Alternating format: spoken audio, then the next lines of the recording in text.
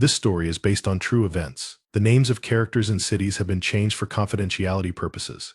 From the outside, the Turner family seemed like the epitome of suburban bliss. Their home sat nestled in a quiet neighborhood, the type where everyone knew each other's names, where kids rode their bikes down the street in the summer, and the lawns were always meticulously kept. Their house, painted in a soft, inviting shade of white, had a well-maintained front yard with a carefully tended garden that Linda Turner, the mother, took great pride in. She would often be found outside on weekends wearing her sun hat, tending to the roses and tulips that bloomed in the spring. Her husband, David, worked from home, running a small but successful business that supplied equipment to local companies. He was well liked by the community, often stopping to chat with neighbors or offering to help fix things around their homes. Together, Linda and David had raised their children in this peaceful environment. Mark, the youngest, had been adopted into the family when he was just a baby. He had grown up in this house, surrounded by love, security, and the quiet comforts of suburban life.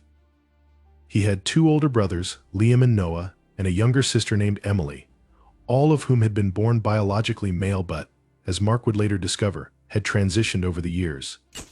From an outsider's perspective, the Turners were the perfect American family, supportive, hardworking, and seemingly free of the darker struggles that might plague other households. Mark never wanted for anything. He was given a stable home, supportive parents, and siblings who, despite their occasional squabbles, always looked out for him. Schoolmates and neighbors saw the Turners as the quintessential family, the kind that represented the ideal of wholesome American life. But as with many seemingly perfect things, the reality beneath the surface was much more complicated. Mark, growing up, had always sensed something was different about his family.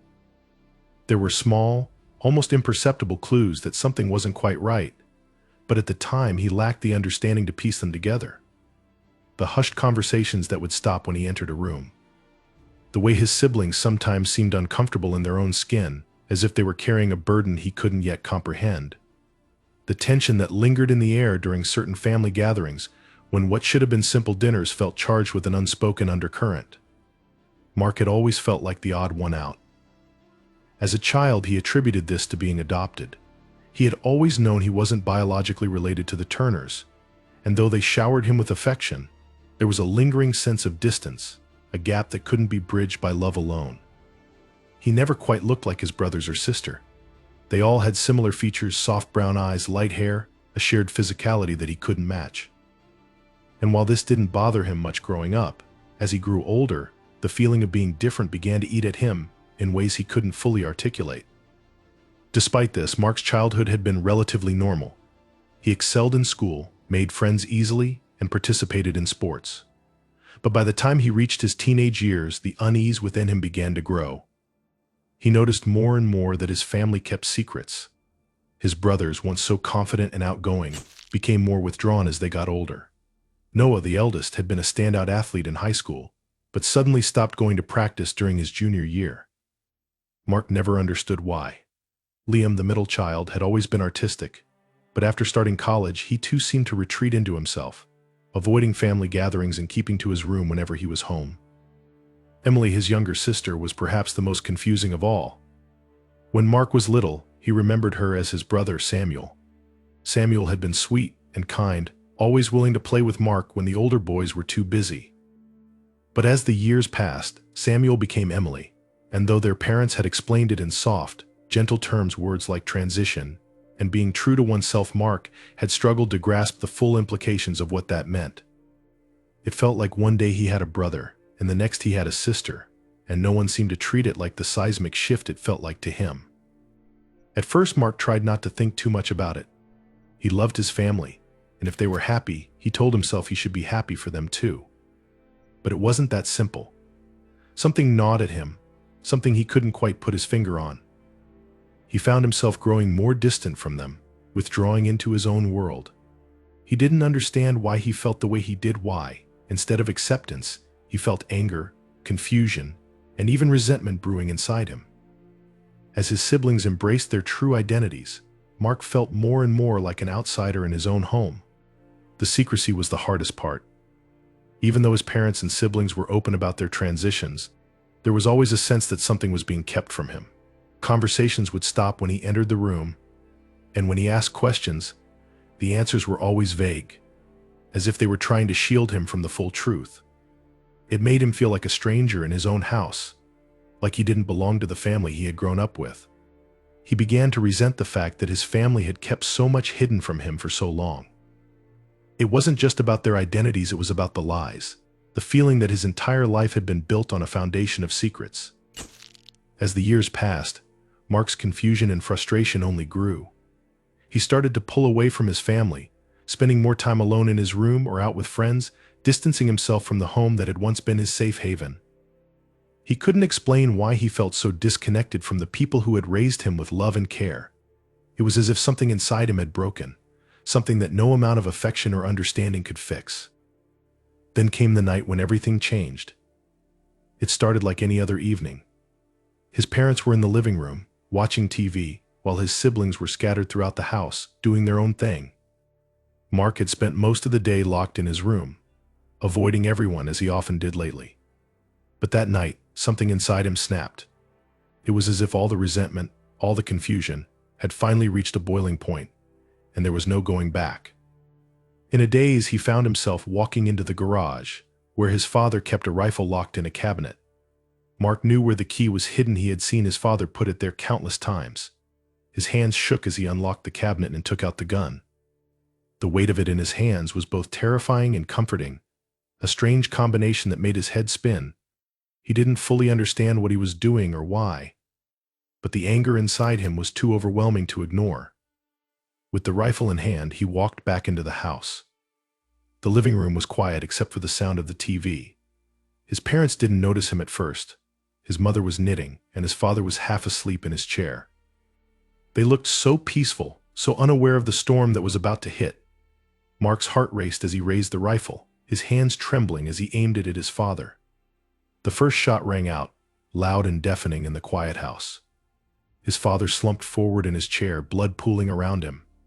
His mother screamed, dropping her knitting and rushing toward Mark, but he was already pulling the trigger again. The second shot hit her square in the chest, and she fell to the floor, gasping for breath. Mark stood frozen for a moment, watching as the life drained from her eyes, before turning and walking upstairs. His brothers and sister were still in their rooms, unaware of the horror unfolding downstairs. Mark's mind was blank as he moved from room to room, methodically taking each of their lives. There was no hesitation, no second-guessing. It was as if he were on autopilot, following some dark, unseen force that had taken control of him. By the time it was over, the house was filled with the smell of gunpowder and blood, the bodies of his family lying lifeless in their beds. Mark stood in the hallway, the rifle still in his hands, his heart pounding in his chest. The anger that had fueled his actions was gone, replaced by a hollow emptiness that left him feeling numb. He didn't know what to do next. He didn't know how to process what he had just done. All he knew was that the secrets, the lies, the feeling of being an outsider in his own family, they had all led to this moment, and now there was no going back. He walked downstairs, his feet heavy with the weight of what he had done. He sat down on the front steps of the house, the rifle resting across his lap. The street was quiet, the neighbors blissfully unaware of the tragedy that had just unfolded inside the Turner home. Mark stared out at the darkened street, his mind blank, waiting for the inevitable. It wasn't long before the flashing lights of police cars appeared in the distance, growing closer with every passing second. When the police arrived, they found Mark sitting there, covered in blood, staring off into the distance with empty eyes. He didn't resist when they took him into custody. He didn't say a word as they led him away from the house, from the bodies of the family he had once loved. In the end, all that remained was silence, the silence of a family destroyed by secrets, lies, and the unraveling of a picture-perfect life that had been nothing more than an illusion. The Turner family, once the envy of their neighbors, had been torn apart in the most violent and horrific way imaginable. And as the town tried to make sense of what had happened, they were left with more questions than answers. How had a family that seemed so perfect, so loving, been hiding such deep and painful secrets? And how had those secrets led to such a tragic and devastating end? Mark Turner had always known there was something different about his family. Growing up, there had been moments, brief and fleeting, where he sensed an unusual distance, a gap between himself and the people who had raised him. At first, he assumed it was because he was adopted. He knew that unlike his older brothers and his younger sister, he wasn't biologically related to his parents. He carried the knowledge of his adoption as a quiet weight, something that set him apart in subtle ways. But as time passed, he began to feel that the difference between him and his family went far beyond biology. The Turner household was, by all outward appearances, a loving and functional one. Linda and David Turner were attentive, caring parents, and Mark's siblings Liam, Noah, and Emily were the kind of brothers and sister that others envied. They were close in the way siblings often are, bound together by years of shared experiences, from family road trips to backyard games. Yet, as Mark grew older, he couldn't shake the sense that there was something hidden beneath the surface. It was as if his family was carrying a secret, one they had never shared with him, one they had carefully kept from him his entire life. It began subtly. Mark noticed that conversations would stop whenever he walked into a room. His parents would be talking in hushed tones, and the moment he entered, their voices would drop even lower, or they would change the subject altogether. His siblings, too, seemed to be hiding something. When he was younger, he dismissed it, attributing the strange behavior to the fact that he was the youngest and adopted. Perhaps they felt he wasn't ready to know certain things, or maybe they didn't think it was important to include him in certain discussions. But as he reached adolescence, the feeling of exclusion began to gnaw at him. Mark's suspicions deepened as he noticed changes in his siblings, subtle at first, but increasingly undeniable as time passed. His brother Liam, once a confident and outspoken teenager, became withdrawn and quiet during his late teens. He had always been the most boisterous of the siblings, always the center of attention at family gatherings, but something shifted when he reached his senior year of high school. He stopped going out as much, spending more time in his room, his once vibrant personality fading into a kind of guarded reserve. Mark tried to ask Liam what was going on, but the older boy brushed him off, offering vague excuses that only heightened Mark's sense of unease. Noah, the middle child, underwent a similar transformation, though his was less abrupt. Noah had always been more reserved than Liam, more introspective, and his changes were more subtle. He became quieter over the years, his interactions with the family growing increasingly detached. He spent more time alone, his head often buried in books or art projects. He stopped participating in family activities, preferring to remain isolated. Mark noticed, but no one else seemed to acknowledge it. His parents never mentioned the change, and if they were concerned, they hid it well. The most confusing shift, however, came with Emily, the youngest of the Turner siblings. Mark had vivid memories of his sister's earlier years when she had been his brother Samuel. They had been close when they were younger, sharing a bond that only siblings close in age could understand. Samuel had been kind and gentle, always looking out for Mark, always willing to play with him when the older boys were too busy. But as time passed, Samuel became Emily, and the transition was explained to Mark in terms that felt insufficient. Mark had been too young to fully grasp what it meant when Samuel became Emily. His parents had sat him down one evening and tried to explain, using soft, reassuring voices and gentle words like true self and identity. They told him that his brother was now his sister, that Samuel had always been Emily on the inside. But the explanation left Mark with more questions than answers. He had grown up with a brother, and now he had a sister. And it seemed as though everyone else in the family had already come to terms with the change before he even knew it was happening.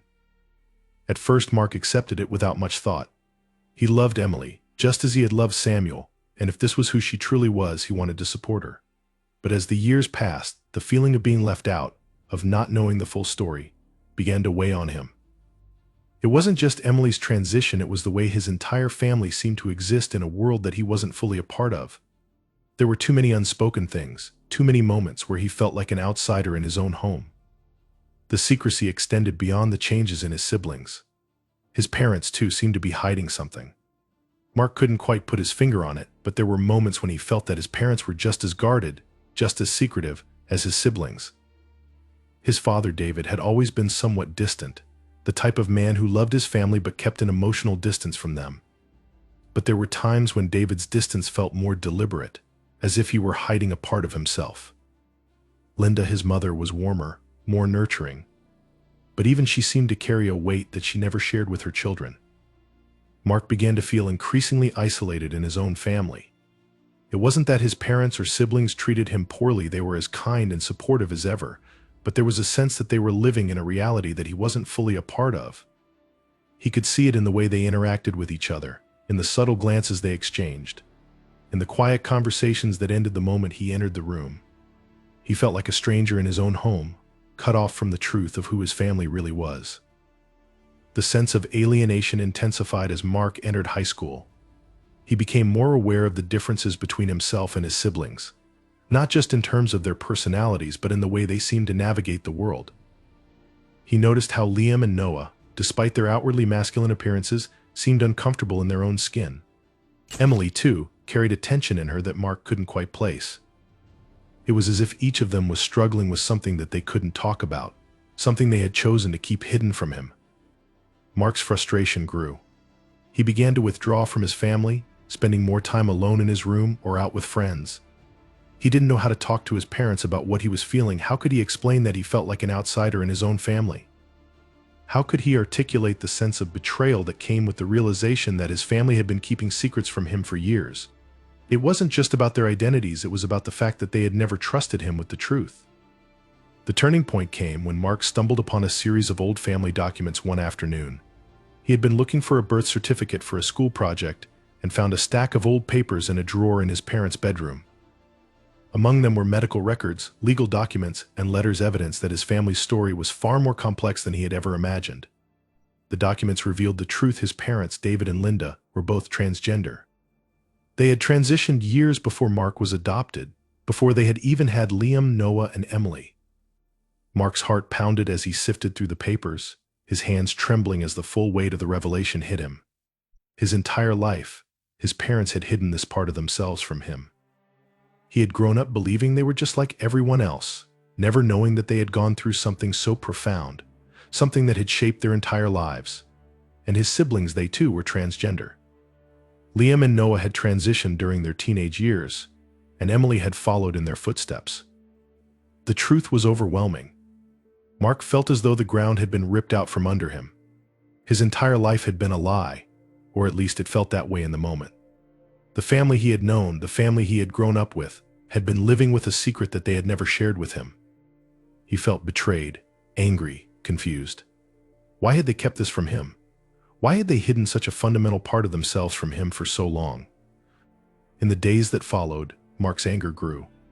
He couldn't look at his family the same way anymore. Every time he saw his parents or his siblings, all he could think about was the fact that they had been living a double life, that they had kept him in the dark about who they really were. He tried to rationalize it, to tell himself that they had their reasons, but the feeling of betrayal was too strong. He felt as though he had been cut off from his own family, as if they had built a wall between themselves and him, one that he could never hope to break through. Mark became more withdrawn, isolating himself from his family even more than before. He stopped joining them for meals, stopped participating in family activities, and spent most of his time locked in his room. His parents tried to reach out to him, but he couldn't bring himself to talk to them. How could he, when they had kept such a huge part of themselves hidden from him for so long? How could he trust them again, knowing that they had been living a lie? His relationship with his siblings deteriorated as well. He had once been close to Emily, but now he found it hard to even look at her. Liam and Noah, too, seemed like strangers to him now. He couldn't reconcile the brothers he had grown up with, the brothers who had once been his protectors, with the people they had become. It wasn't that he couldn't accept their identities, it was that he couldn't accept the years of deception, the years of living with a secret that had never included him. As the weeks passed, Mark's anger festered. He began to feel like he was suffocating in his own home, trapped in a house full of people who had lied to him his entire life. Every interaction with his family felt like a performance, as if they were all pretending that everything was normal when, in reality, everything had changed. The weight of the truth pressed down on him, suffocating him, until he could barely stand to be in the same room as them. He didn't know what to do with the anger that had taken root inside him. It gnawed at him day and night, poisoning his thoughts, distorting his memories of the family he had once loved. He couldn't escape the feeling that his life had been a lie, that everything he had ever known about his family had been built on a foundation of secrets and deception. And as the anger grew, it began to twist into something darker, something more dangerous. Mark knew that he couldn't live like this forever, trapped in a house full of lies. But he didn't know how to move forward. He didn't know how to confront his family, how to make sense of the whirlwind of emotions that had overtaken him. All he knew was that the secret had changed everything. and there was no going back. After discovering the secret his family had kept from him for so many years, Mark Turner felt like his world had crumbled. The warmth and love he once associated with his home had turned into a thick cloud of mistrust and betrayal. His heart, which had been filled with affection for his family, now carried a heavy weight of confusion, anger, and disbelief. Every room in the house, every interaction, every shared meal felt like a betrayal. Each family member seemed to be wearing a mask, hiding a truth that Mark now knew but couldn't fully comprehend. His sense of belonging, fragile from the beginning because of his adoption, had completely disintegrated. Mark had always been the outsider in his family, or at least that's how he perceived it. Being adopted had created a barrier between him and his siblings, one that his parents had tried to soften with love and support. But the knowledge that nearly everyone else in his family had undergone profound transformations, physical, emotional, and personal, without ever involving him or trusting him with the truth, felt like an irreparable breach. His family had lied to him, and even worse, they had built an entire reality without him, as though he was a stranger in his own home. The resentment that began as a subtle discomfort quickly grew into something far more toxic. At first, Mark tried to rationalize his feelings. He told himself that his parents and siblings had kept their secrets out of fear, out of a desire to protect him from something he wouldn't have understood as a child. But the more he thought about it, the more this reasoning felt hollow. Mark wasn't a child anymore, and he hadn't been for some time. He was a teenager, old enough to handle difficult truths, and yet his family had continued to treat him like an outsider, as if he couldn't be trusted with their reality. As the days passed, Mark found himself withdrawing further and further from his family. His parents noticed, of course. They asked him why he was so quiet, why he wasn't spending time with his siblings, why he wasn't coming to dinner. But he couldn't bring himself to tell them the truth. How could he explain the depth of his anger, the sharp sting of betrayal that seemed to grow stronger every time he saw them? Every word that passed between them felt fake, tainted by the knowledge that they had been hiding their true selves from him for years. Mark didn't know how to bridge the gap that had opened between him and his family, and as a result, he chose to remain silent, to stew in his growing resentment. His relationship with his parents deteriorated rapidly. He had once seen them as the anchors of his life, the people who had given him a home when he had none. But now they were strangers to him. His father, David, had always been somewhat distant, a man of few words who showed his love through action rather than affection. Mark had never thought much of his father's emotional reserve, but now it seemed like a sign of something deeper, a deliberate withholding of truth. David had lived as a man for years, and yet he had never shared this most intimate part of his life with his own son. It felt like a personal slight, as though Mark wasn't worthy of knowing his father's real history. Linda, his mother, was a different story. She had always been warm, nurturing, and open, the glue that held the family together. But now Mark couldn't look at her the same way. How could she, of all people, have kept such a huge part of her life from him? How could she have watched him grow up, year after year, without ever telling him the truth about herself or his siblings? It wasn't just about being transgender, it was about trust, about honesty, about the fundamental relationship between a mother and her child. Every time Linda smiled at him, every time she asked him how his day was, Mark felt a bitter taste in his mouth. It was as if her love had been corrupted by her lies. Mark's relationship with his siblings was equally fractured. Liam, the oldest, had once been Mark's role model. Strong, confident, and charismatic, Liam had always been the big brother that Mark looked up to. But after discovering the truth about Liam's transition, Mark felt nothing but bitterness. Liam had transitioned during his teenage years, at a time when Mark had been too young to understand what was happening. The change had been gradual, and at the time Mark hadn't thought much of it. But now, knowing the full extent of the truth, Mark saw every interaction with Liam in a new light. His brother had hidden something so fundamental from him, and that betrayal cut deeper than Mark could have imagined. Noah, the middle child, was more distant by nature. He had always been quiet, introspective, more comfortable with books and art than with people. Mark had never been as close to Noah as he had been to Liam, but they had shared a bond nonetheless. That bond, too, was shattered by the revelation of Noah's transition. Noah's quiet demeanor now felt like another mask, another lie that had been carefully constructed to hide the truth from Mark. Every time Noah walked past him in the house, Mark felt a coldness, a distance that seemed to stretch wider with each passing day. Emily, his youngest sibling, was perhaps the hardest for Mark to reconcile with. He remembered her as Samuel, the brother who had played with him in the backyard, who had been his companion when the older boys were too busy. But Emily's transition had been explained to him in such a way that it seemed almost casual, as though it was just another part of growing up. Now, knowing that his family had been hiding the truth from him for so long, Mark couldn't help but feel a deep resentment toward Emily as well. She had become someone else in his eyes, someone who had taken his brother away.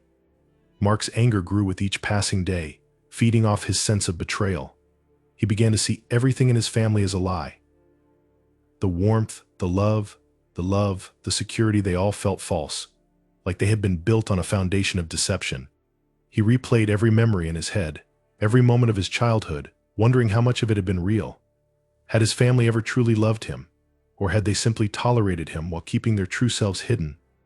These questions plagued him, and the answers never came. The house that had once felt like a refuge now felt like a prison. Mark spent more and more time locked in his room, avoiding his family as much as possible. When he did interact with them, it was brief and cold. He couldn't bring himself to engage with them in any meaningful way. Every conversation felt like an exercise in pretending that things were normal, pretending that everything was fine when, in reality, everything had changed. His family acted as though nothing was wrong, as though their lives could continue as they always had, but Mark couldn't pretend anymore. As his resentment grew, so did his isolation. Mark stopped going out with friends, stopped participating in the activities he once enjoyed. He spent hours alone, brooding over the secrets his family had kept from him. His mind became consumed with thoughts of betrayal, with the idea that his entire life had been built on a lie. He couldn't shake the feeling that he had been excluded from something important, that his family had deliberately kept him in the dark for years. The worst part was that he had no one to talk to. He couldn't share his feelings with his parents, they were the source of his anger. He couldn't confide in his siblings, they were part of the deception. Even his friends wouldn't understand. How could he explain the depth of his resentment, the way it consumed him day and night? How could he make anyone else understand what it felt like to live in a house full of people who had lied to him his entire life? The isolation only deepened his resentment. Mark began to distance himself not just emotionally but physically. He would come home from school and go straight to his room, avoiding his family as much as possible. Meals were eaten in silence, and when his parents tried to engage him in conversation, he would respond with monosyllabic answers. They seemed confused, unsure of what had caused the rift between them, but Mark didn't care. He didn't want to explain himself. He didn't want to give them the satisfaction of knowing how deeply they had hurt him. The resentment festered, growing like a dark cloud inside him. It tainted everything, turning even the smallest interactions into sources of anger and frustration. Every smile, every kind word, felt like a mockery. How could his family act as though nothing had changed? How could they continue to go about their daily lives, knowing that they had kept such a huge secret from him? It was as though they didn't care about the damage they had caused, as though they expected him to simply accept the truth and move on. But Mark couldn't move on. The anger had taken root inside him, and it wasn't something he could easily shake. He began to fixate on the idea that his family had deliberately excluded him, that they had chosen to keep him in the dark because they didn't trust him. The thought gnawed at him, feeding his sense of isolation and betrayal. He felt like an outsider in his own home, like a stranger among people who were supposed to love him. In his darkest moments, Mark's thoughts turned to revenge. He fantasized about confronting his family, about making them feel the same pain and betrayal that he had felt. He imagined scenarios where he exposed their secrets to the world, where he tore apart the carefully constructed image they had built. These thoughts were fleeting at first, but over time they became more frequent, more vivid. The resentment that had once simmered beneath the surface was now boiling over, threatening to consume him entirely. Mark didn't know how to stop it. The anger, the bitterness, the sense of betrayal, it had all become too much. He couldn't see a way out. He couldn't see a way out. He couldn't see a path to reconciliation, to healing. His family had hurt him in ways that he couldn't articulate, and the resentment that had grown inside him was now a constant presence, a dark shadow that followed him everywhere. The truth had shattered his world, and now all that remained was the growing resentment that threatened to destroy everything. The tipping point in Mark's descent into darkness didn't arrive suddenly. It was a slow, simmering buildup of resentment, confusion, and anger that had been festering for months, if not years.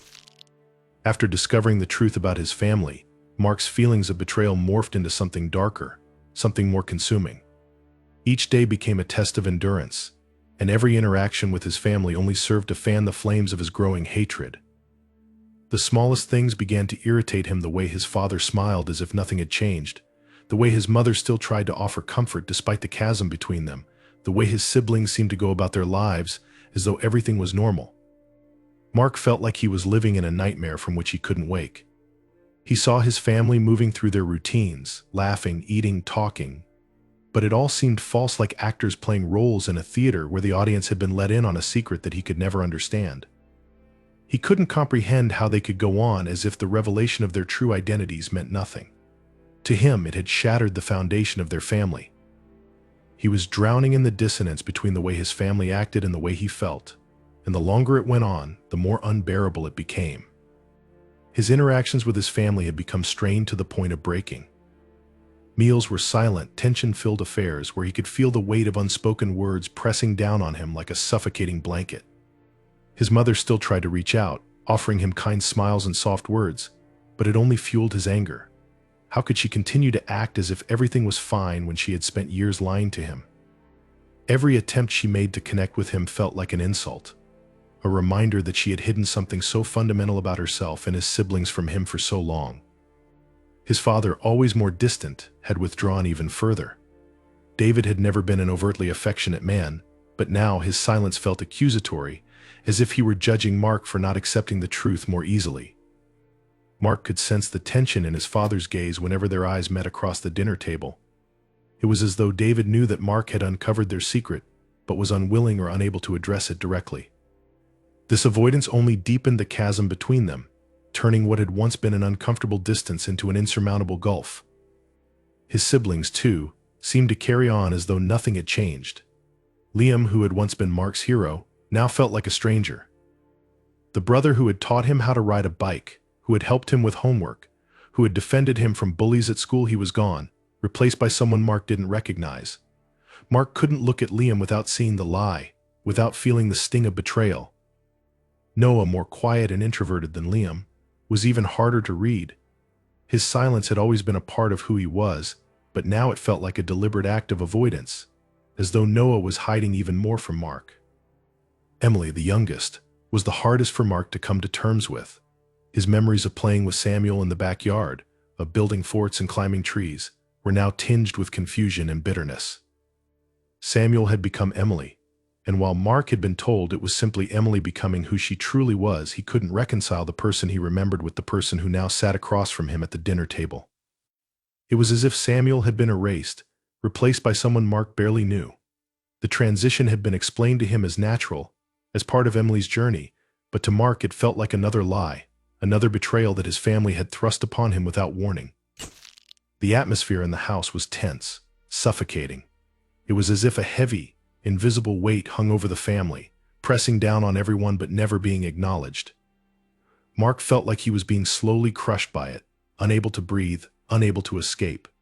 His every thought was consumed by the betrayal he felt, by the anger that had taken root deep inside him.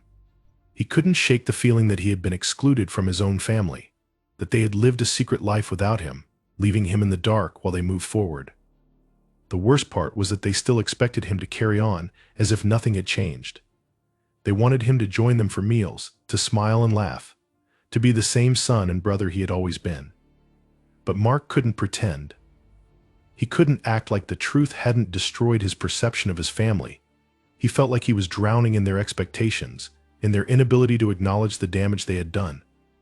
Every day felt like a struggle to maintain his composure, to keep from screaming at them, from tearing the entire facade apart. Mark's mental state deteriorated rapidly. The resentment that had once been a quiet, simmering presence in the back of his mind had now become a constant, burning rage. He found himself fixating on every slight, every perceived insult, real or imagined. His thoughts grew darker, more twisted, as he obsessed over the idea that his family had deliberately excluded him, that they had never truly considered him one of their own. The thought consumed him, turning every interaction with them into a painful reminder of his isolation. He stopped leaving his room for anything but the bare necessities. School had become a distant concern, as had his friends. Mark no longer cared about the things that had once brought him joy. His grades slipped, his friendships faded, and all that remained was the festering hatred he felt for the people he had once loved.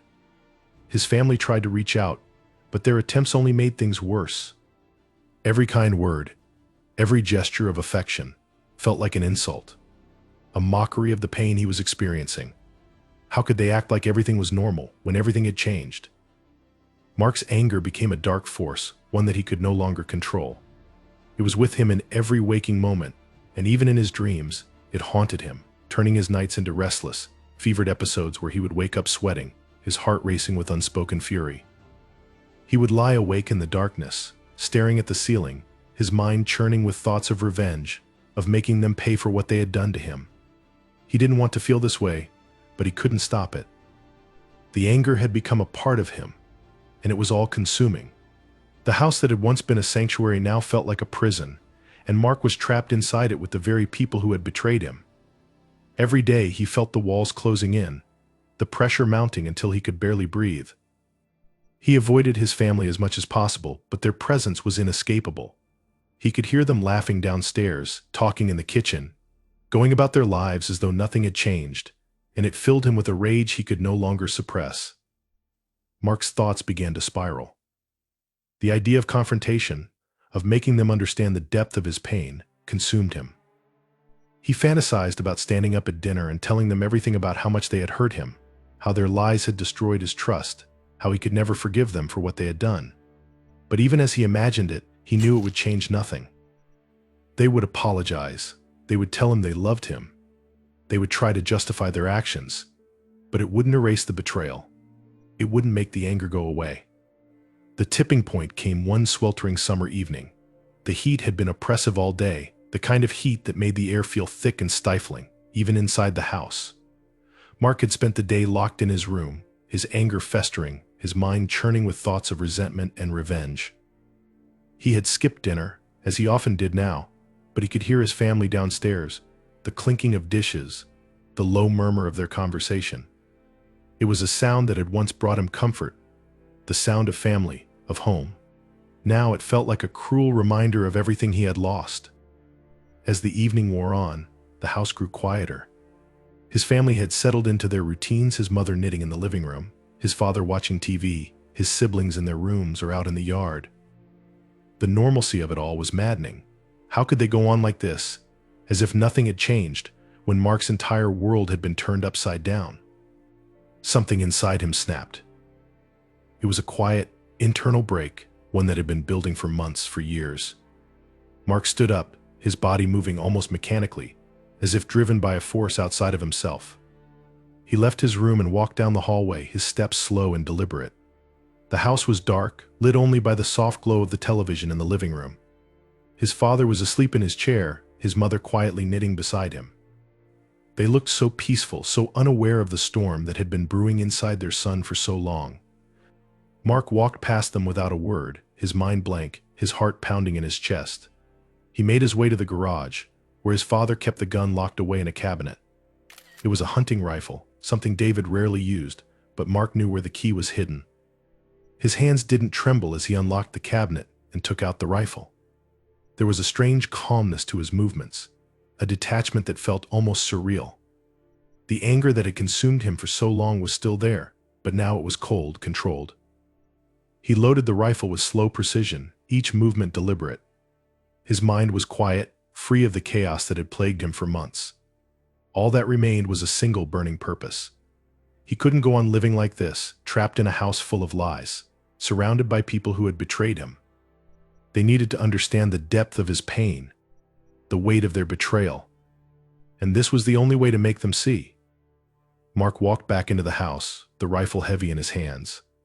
The sound of his footsteps on the hardwood floor was the only sound in the otherwise silent house.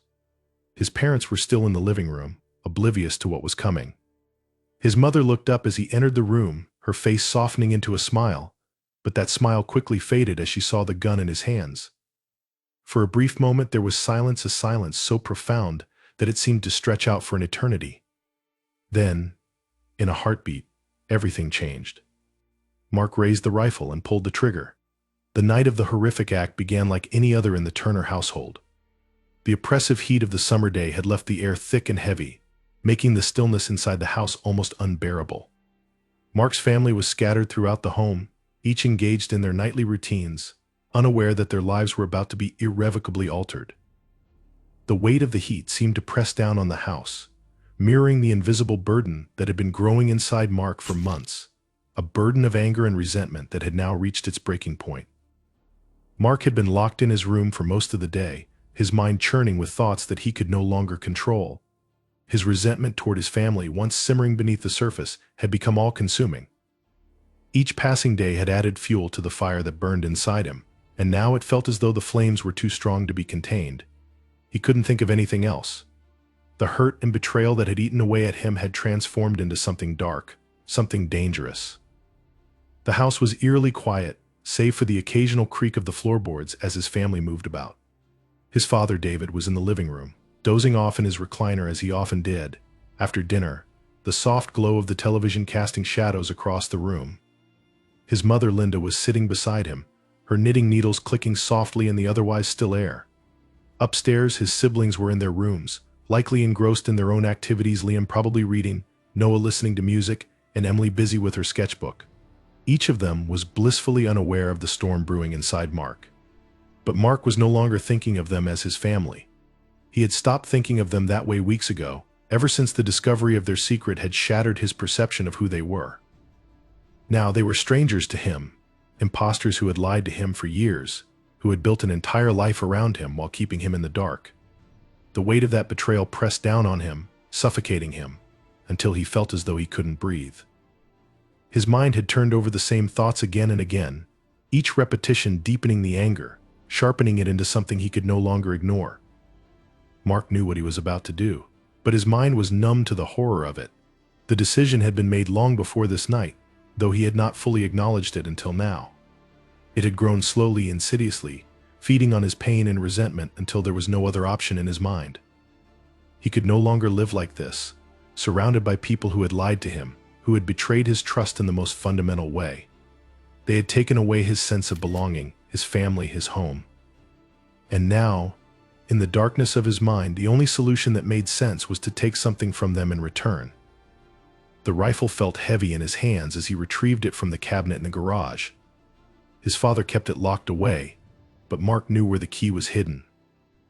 The smooth metal was cool against his skin, a sharp contrast to the oppressive heat that hung in the air. His movements were slow, methodical, as he loaded the weapon, each click of the ammunition sliding into place echoing in the silent garage. He felt a strange detachment from his actions, as though he were watching himself from a distance, observing someone else go through the motions. He walked back into the house with the rifle held tightly in his hands, his steps almost soundless on the wooden floor.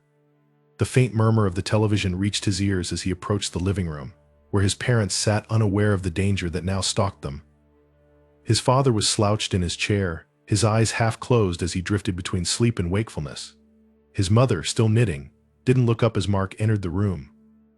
For a moment he simply stood there, staring at them, the people who had raised him, who had loved him, and who had lied to him.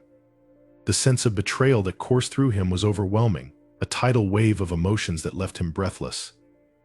There was no hesitation as he raised the rifle and aimed it at his father. The sound of the first shot shattered the stillness of the house, a deafening crack that echoed off the walls and reverberated through Mark's body. David's head snapped forward as the bullet struck him, the force of the impact knocking him out of the chair and onto the floor. Blood began to pool beneath his body, spreading slowly across the floor like a dark, viscous tide. For a brief second, there was silence, an unnatural, frozen moment where time seemed to stand still. Then his mother screamed, the sound piercing and raw, cutting through the quiet like a knife. Linda dropped her knitting, her hands shaking as she scrambled to her feet, panic flooding her face. But she didn't have time to run. Mark had already turned the rifle on her, his finger tightening on the trigger. The second shot rang out, just as loud as the first, and Linda crumpled to the floor beside her husband, blood staining her chest as she gasped for breath. Mark stood over their bodies for a moment, his breathing slow and steady, his heart hammering in his chest. The smell of gunpowder hung in the air, mixing with the metallic tang of blood. His mother's eyes were still open, wide with shock and pain as she tried to speak. But the words never came. Mark watched her struggle for a moment before her body went still, her chest no longer rising and falling with the shallow gasps of life. There was no turning back now. He had crossed the line, and there was no undoing what he had done. But there was no relief in the act, no sense of closure. The anger that had driven him to this moment was still there, burning inside him like a fire that refused to be extinguished. His family's betrayal had cut too deep, and no amount of bloodshed could heal the wound they had inflicted upon him. Upstairs, the sound of the gunshots had roused his siblings. He could hear movement now, footsteps on the stairs, the creak of doors opening as Liam, Noah, and Emily tried to make sense of the noise. They didn't yet know what had happened, didn't yet understand that their lives were about to end. But Mark knew. He could feel it in his bones, the certainty of what was coming next. There was no other path, no other outcome. His family had betrayed him, and now they would pay for it with their lives. He moved toward the stairs with the same deliberate, methodical pace that had carried him through the earlier part of the night. The rifle was still heavy in his hands, but it no longer felt like an unfamiliar object. It was an extension of himself now, a tool of his will, a weapon that would bring him the justice he craved. The footsteps upstairs grew louder as his siblings came closer, their voices murmuring in confusion, asking questions that would never be answered. Liam was the first to appear at the top of the stairs, his face pale and his eyes wide with fear.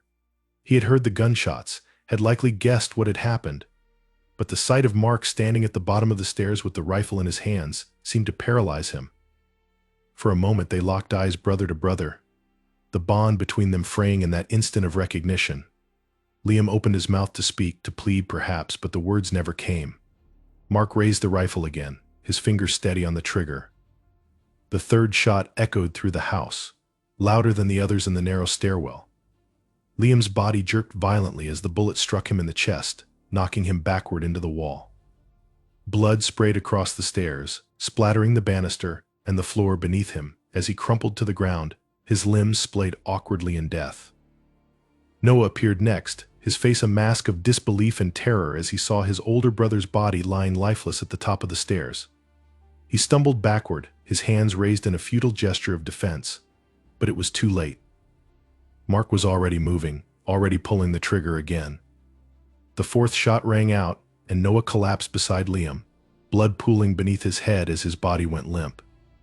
The house was deathly quiet now, the only sound the ringing in Mark's ears from the gunfire and the thudding of his own heartbeat. He stood at the bottom of the stairs, staring up at the bodies of his brothers, their blood seeping into the carpet, their eyes wide and unseeing. The weight of what he had done pressed down on him, but the anger still burned, refusing to be quenched by the violence he had unleashed. Emily was the last. The youngest of the family, the one he had once been closest to, the one whose transition from Samuel to Emily had been explained to him as a natural part of life. But now, even that explanation felt like a lie, another piece of the deception that his family had woven around him. She hadn't yet appeared at the top of the stairs, hadn't yet seen what had happened to their brothers, but Mark knew she was still upstairs, hiding, waiting, hoping that the nightmare would end. He climbed the stairs slowly, his footsteps heavy on the blood-stained carpet. He knew where Emily would be in her room, likely huddled in a corner, praying that the horror unfolding in their home wouldn't reach her. But it would. It had to. There was no other way. His family had betrayed him, and now they would all pay the price. He reached her door and pushed it open. The room was dark, the only light coming from the moonlight streaming through the window. Emily was there, just as he had expected, crouched in the corner, her eyes wide with fear. She didn't say anything as he stepped into the room, her gaze locked on the rifle in his hands. There was no need for words. The betrayal had already been spoken, the lies already revealed. All that remained was the final act. Mark raised the rifle one last time, his fingers steady on the trigger. The aftermath of the Turner family tragedy unfolded in a series of shocking and gut-wrenching revelations, a slow-motion horror that rippled through the quiet suburban neighborhood where they had lived. In the immediate aftermath of the killings, the house was left in a haunting, eerie silence, The only sounds the ticking of the old grandfather clock in the hallway and the faint hum of the air conditioner. The chaos, the violence, the deafening gunshots that had torn through the Turner home were replaced by a stillness that seemed to stretch across the entire neighborhood. The sun had long since set by the time the first signs of trouble were noticed by the neighbors. It was a hot, sticky night, the kind where everyone left their windows open in the hope of catching a breeze. Several neighbors reported hearing what sounded like firecrackers earlier in the evening, but no one thought much of it. This was a safe, quiet neighborhood. Nothing out of the ordinary ever happened here. Families lived peacefully side by side, hosting barbecues, exchanging holiday cards, and attending the occasional block party. It was a place where people felt safe enough to let their kids play in the streets until sunset, where locked doors were more a precaution than a necessity. But that sense of safety shattered with the discovery of what had happened inside the Turner house. The first inkling that something was wrong came from the Turners' next-door neighbors, the Jensen family. They had noticed that the lights in the Turner house, usually turned off by this time of night, were still on, and the blinds were slightly askew, offering a glimpse into the living room. Mrs. Jensen, concerned but hesitant, walked over to the Turners' driveway and knocked softly on the front door. She waited for a minute, then two, listening for any sign of movement from inside the house. But there was nothing. Not a sound. Feeling uneasy, she returned home and told her husband that something didn't feel right. Mr. Jensen agreed to go over and check things out, thinking perhaps the Turners were simply watching a late-night movie and hadn't noticed the knocking. But when he knocked again, louder this time, and received no answer, the feeling of dread grew. He peered through the small window beside the front door, and what he saw made his heart stop. The faint outline of a body lying motionless on the living room floor. He couldn't tell who it was from his vantage point, but he knew something was terribly wrong. Mr. Jensen called 911 immediately, his voice shaking as he explained what he had seen. The dispatcher assured him that help was on the way, but those few minutes waiting for the police felt like an eternity. The quiet night was soon broken by the wail of sirens, the flashing lights of police cars and ambulances cutting through the darkness. Officers arrived swiftly, forcing their way into the Turner home with a growing sense of urgency. What they found inside was far worse than anything they could have imagined. The first officers on the scene were greeted by the overwhelming stench of blood and death. The living room was in disarray, with blood splattered across the floor and furniture, marking the spot where David and Linda Turner had been gunned down. Their bodies lay where they had fallen, their faces frozen in expressions of shock and pain. David's body was slumped forward from his recliner, a pool of blood spreading out beneath him, while Linda lay beside him, her knitting scattered across the floor. The television, still on, flickered in the background, its sound a distant, surreal hum in the midst of the horror. As the officers made their way through the house, the scale of the tragedy became clear. The stairwell was covered in blood, with Liam and Noah's bodies lying motionless at the top of the stairs, their faces pale and lifeless. Blood trailed down the carpeted steps, marking the path of their final moments.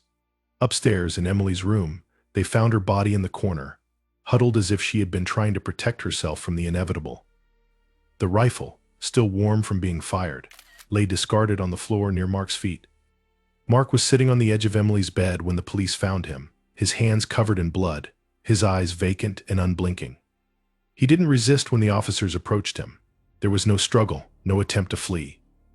He simply sat there, staring blankly at the wall, as though he were in a trance, disconnected from the horrors he had unleashed. The officers took him into custody without incident, though none of them could shake the feeling of unease that hung in the air.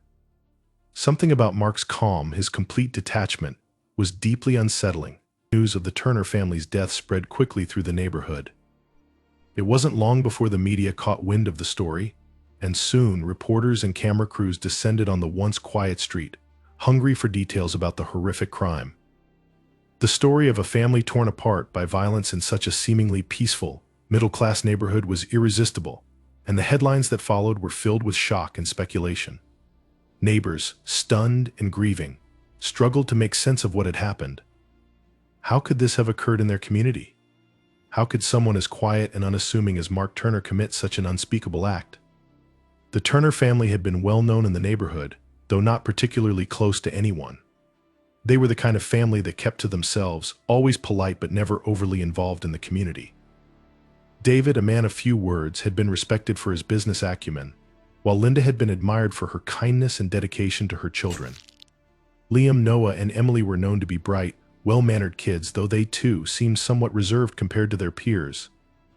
But no one had ever suspected that anything was wrong in the Turner household.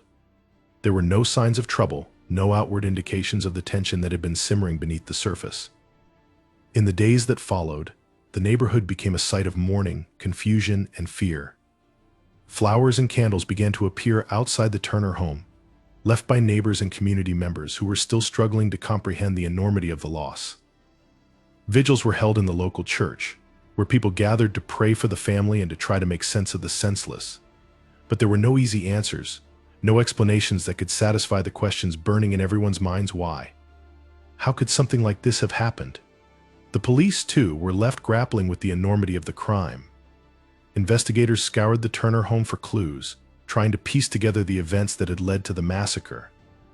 They examined Mark's school records, his social media accounts, his relationships with his family and friends, looking for any signs of trouble or warning. But what they found was little more than a handful of vague hints, comments from classmates that Mark had seemed off. In recent months, reports of him withdrawing from friends and family. There was no history of violence, no record of mental illness, no overt signs that he had been planning something so horrific.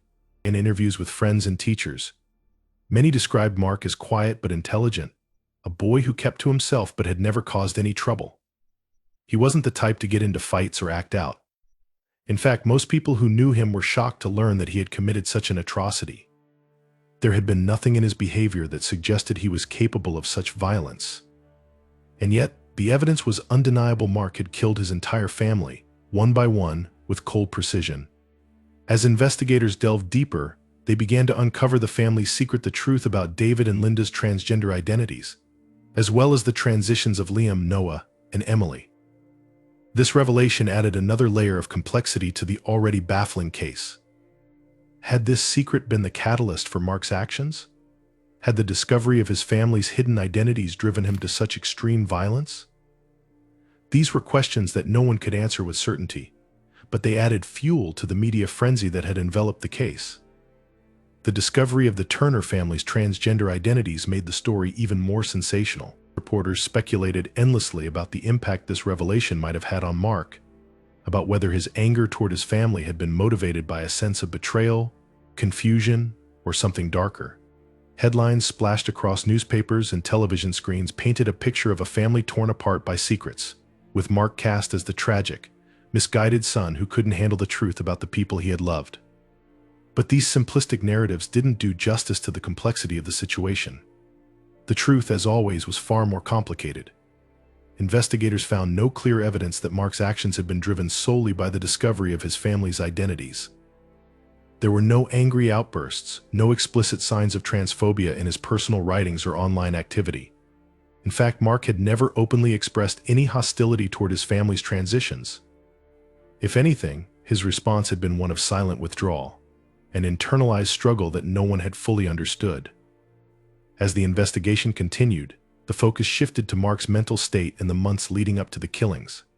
Friends and classmates described him as increasingly distant, as though he were retreating into himself.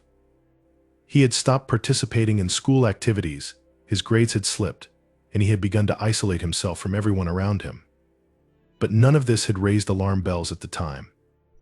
Teenagers often go through difficult phases, especially as they navigate the complexities of growing up and finding their place in the world. No one had expected that Mark's withdrawal would end in violence.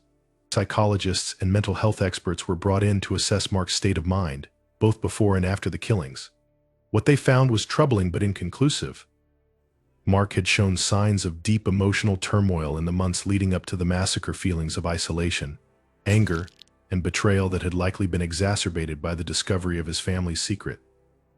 But whether these feelings alone had been enough to drive him to murder was a question no one could definitively answer. Some experts speculated that Mark had been suffering from undiagnosed depression or another mental health disorder, a condition that had gone unnoticed and untreated by those around him. Others suggested that the killings had been the result of a psychological break, a moment of overwhelming rage and confusion that had pushed him over the edge. But without a clear diagnosis, these were only theories, possibilities that could never fully explain the tragedy that had unfolded. The trial, when it finally came, was a media spectacle. Mark's defense team argued that he had been driven to commit the murders by a combination of emotional instability and the shock of discovering his family's hidden lives. They painted a picture of a young man struggling to come to terms with a truth that had been withheld from him for too long, a truth that had shattered his sense of identity and belonging. The prosecution, on the other hand, portrayed Mark as a cold-blooded killer who had methodically executed his family in an act of senseless violence. They argued that, regardless of his emotional state, Mark had known exactly what he was doing when he pulled the trigger. The jury was faced with an impossible decision. How could they reconcile the image of Mark as a quiet, troubled teenager with the horrific violence he had unleashed on his own family? How could they make sense of the complex web of emotions, secrets, and betrayals that had led to that fateful night? In the end, they found him guilty of murder, but the questions that had haunted the case from the beginning remained unanswered. Mark was sentenced to life in prison without the possibility of parole. The news of his sentence brought a sense of closure to some, but for many in the community, the wounds left by the Turner family massacre would never fully heal. The house where the killings had taken place remained vacant for months, a grim reminder of the tragedy that had forever changed the neighborhood. Eventually, the property was sold and new owners moved in, but the shadow of what had happened there lingered, casting a pall over the street that could never be lifted. The Turner family, once known for their quiet, unassuming presence in the community, would be remembered not for the lives they had lived, but for the violent, senseless way in which those lives had been taken.